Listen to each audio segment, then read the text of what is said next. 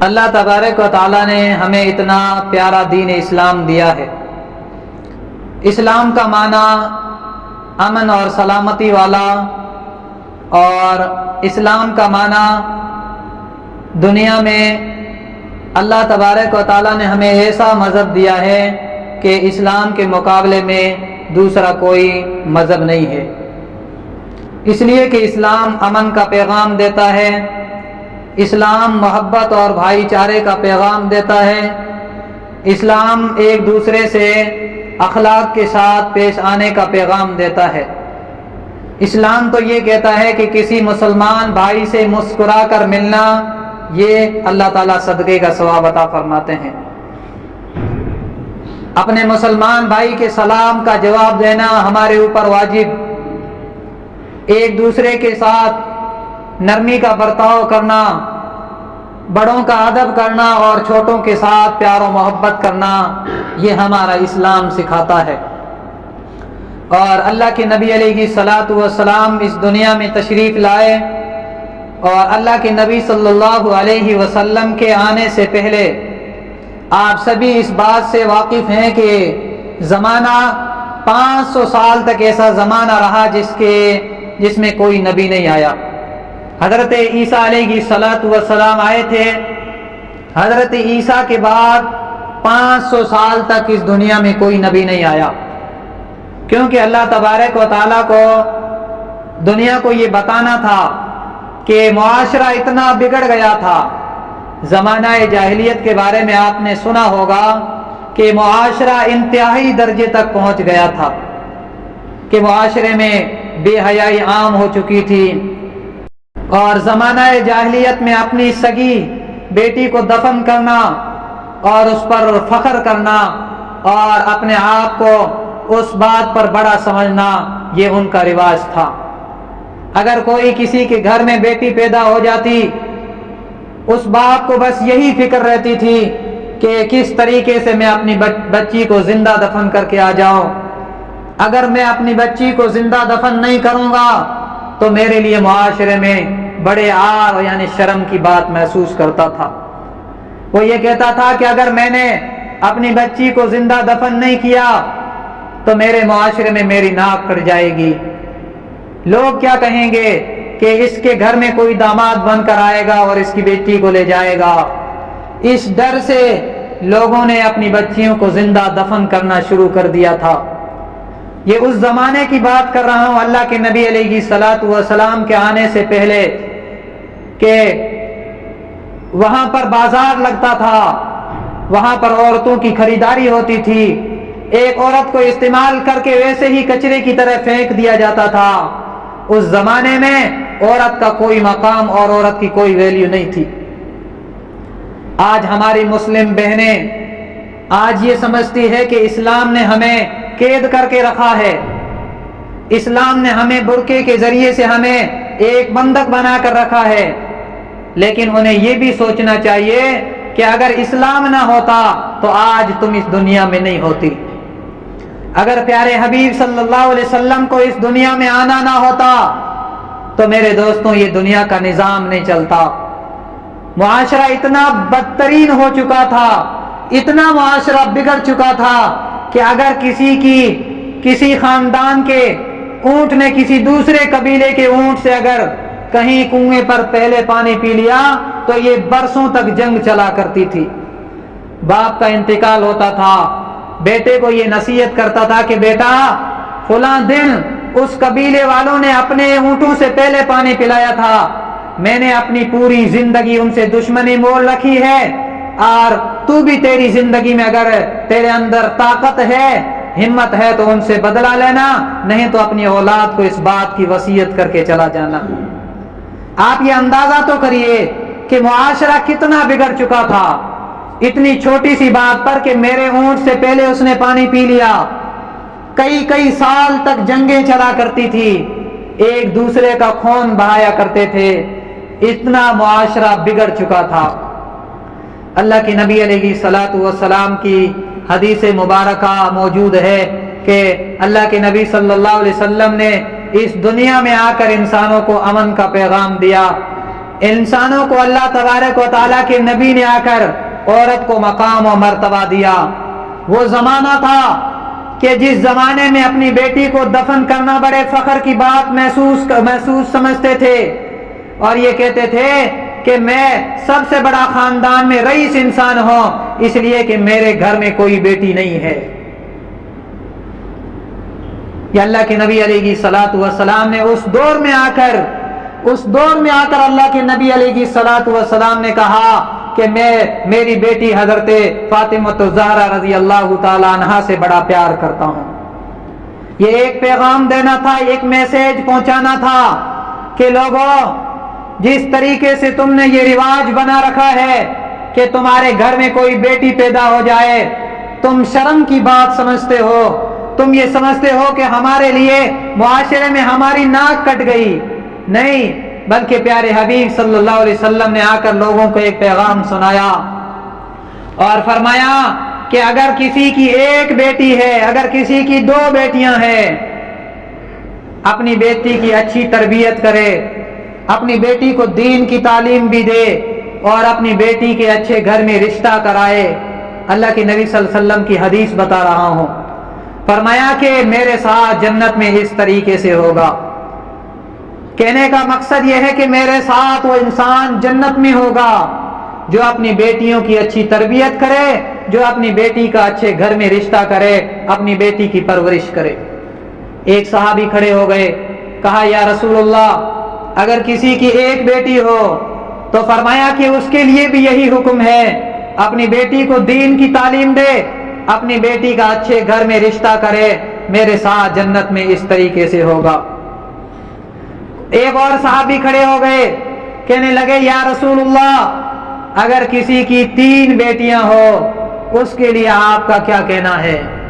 نبی علیہ الصلوۃ والسلام نے فرمایا اگر کسی کی ایک ہو یا کسی کی 2 بیٹیاں ہو یا کسی کی 3 ہو یا اس سے زیادہ ہو، اگر وہ اپنی بیٹیوں کو اچھی تعلیم دیتا ہے، اپنی بیٹیوں کو دین کی تعلیم دیتا ہے اور اپنی بیٹی کا اچھے گھر میں رشتہ کرتا ہے، تو میں اسے جنت کی ضمانت دیتا ہوں، وہ کل قیامت کے دن میرے ساتھ جنت میں داخل ہوگا۔ کتنی بڑی بات ہے کہ اس زمانے میں بیٹیوں کو دفن کرنا فخر کی بات محسوس سمجھتے تھے، اس زمانے میں میرے نبی نے آ کر عورتوں کو یہ مقام دیا، اور میرے نبی نے آ کر بیٹیوں کو یہ مقام دیا، میرے نبی نے آ کر بیویوں کو یہ مقام دیا، اور فرمایا کہ عورت گھر کی شہزادی ہے، عورت گھر کی مالکن ہے۔ ہمارے خاندان میں، ہمارے معاشرے میں اگر ہمارے خاندان میں ایک عورت پڑھی لکھی ہے، ایک دیندار عورت ہے، تو وہ پورے معاشرے کی اصلاح کر سکتی ہے۔ اسی لیے کسی نے کیا خوب کہا ہے کہ مرد پڑھا فرد پڑھا، یعنی ایک انسان اگر کوئی دین کی تعلیم، اچھی تعلیم حاصل کرتا ہے، گویا کہ وہ ایک فرد پڑھتا ہے۔ کسی نے کہا ہے کہ عورت پڑھی پورا خاندان پڑھا۔ یہ کیوں کہا ہے؟ اس لیے کہ عورت گھر کی ذمہ دار ہوتی ہے، عورت اپنے بچوں کی صحیح تربیت کر سکتی ہے، اپنے بہنوں کی، اپنے خاندان والوں کی اچھی تربیت کر سکتی ہے۔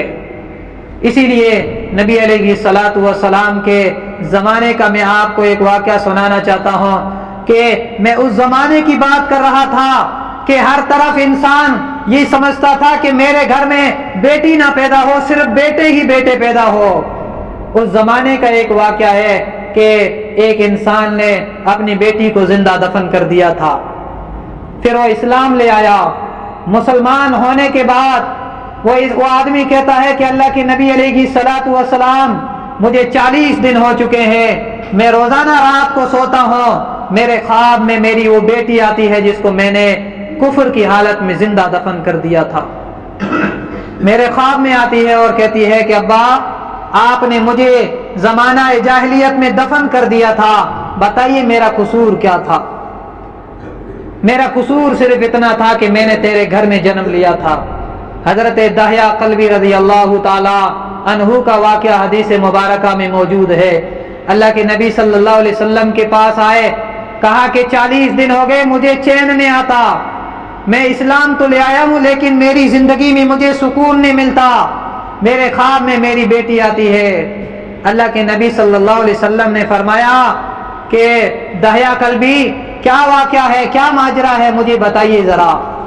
حضرت دہیا کلبی کہنے لگے کہ اللہ کے نبی صلی اللہ علیہ وسلم, زمانہ جاہلیت میں جب میں مسلمان نہیں ہوا تھا, اس زمانے میں اپنی بیوی کو حاملہ چھوڑ کر کسی دوسری کنٹری میں مزدوری کرنے کے لیے گیا ہوا تھا.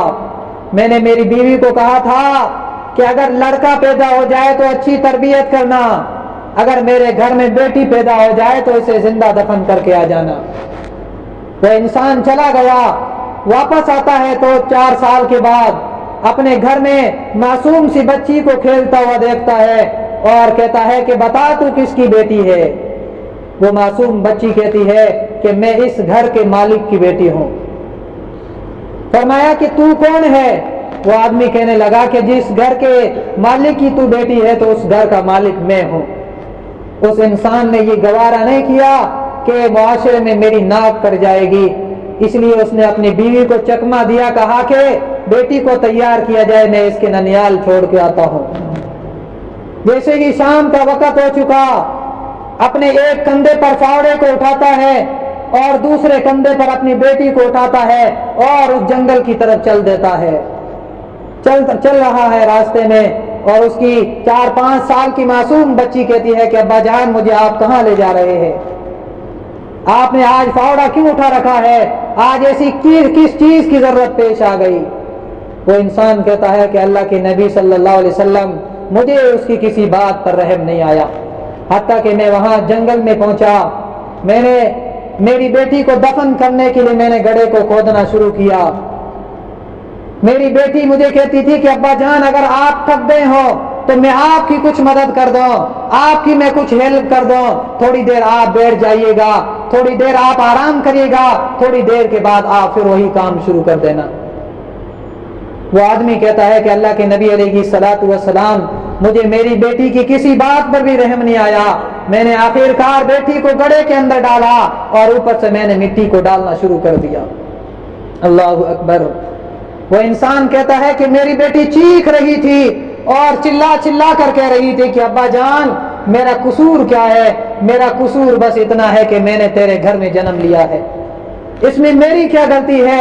اس رب نے مجھے تیرے گھر میں پیدا کیا ہے. آپ اگر اپنے گھر میں رکھنا برداشت نہیں کرتے تو مجھے آپ چھوڑ دیجئے گا, میں آپ کے دروازے پہ آنے کے لیے تیار نہیں ہوں. میں جنگل میں گھوما کروں گی, میں در کی ٹھوکریں کھانے کے لیے تیار ہوں, لیکن میں آپ کے دروازے پر کبھی قیامت تک نہیں آ سکتی. وہ آدمی کہتا ہے کہ اللہ کے نبی مجھے اس بات پر بھی مجھے رحم نہیں آیا. میری بیٹی منتیں کر رہی تھی کہ ابا جان مجھے چھوڑ دو, مجھے آپ کیوں زندہ دفن کر رہے ہیں؟ میری زندگی کے ساتھ آپ کھلواڑ مت کیجئے گا. کہنے لگا کہ اللہ کے نبی صلی اللہ علیہ وسلم مجھے رحم نہیں آیا. میں نے اپنی بیٹی کو قبر کے اندر دفن کیا, اوپر سے مٹی ڈال کر میں نے ہاتھوں کو جھڑک کر واپس آ گیا. کہتا ہے کہ میں ایمان لے آیا ہوں, روزانہ رات کو سوتا ہوں, میری بچی میرے خواب میں آتی ہے اور کہتی ہے کہ ابا جان آپ مسلمان تو بن گئے ہیں, لیکن یاد رکھو کل قیامت کا دن ہوگا, اللہ کے نبی صلی اللہ علیہ وسلم سے تمہاری میں شکایت کروں گی, اللہ کے سامنے میں تمہاری شکایت کروں گی کہ اس منحوس باپ نے میرے قصور کے بغیر مجھے زندہ دفن کر دیا تھا. وہ انسان کہتا ہے کہ اللہ کے نبی مجھے چین نہیں آتا, اتنا ڈر محسوس ہوتا ہے, مجھے یہ لگتا ہے کہ میرا دل آج پھٹ جائے گا. اللہ کے نبی صلی اللہ علیہ وسلم نے یہ واقعہ سنا, آنکھوں سے آنسو جاری ہے. فرمایا کہ داہیہ کلبی ذرا دوبارہ مجھے یہ واقعہ سنا. اس آدمی نے دوبارہ اس کو ریپیٹ کیا, تیسری مرتبہ ریپیٹ کیا. صحابہ کہنے لگے کہ داہیہ کلبی اب بس کر دے, اب ہمیں اس سے زیادہ رونا نہیں آتا, ہم اللہ کے نبی صلی اللہ علیہ وسلم کو اس سے زیادہ روتا ہوا نہیں دیکھ سکتے.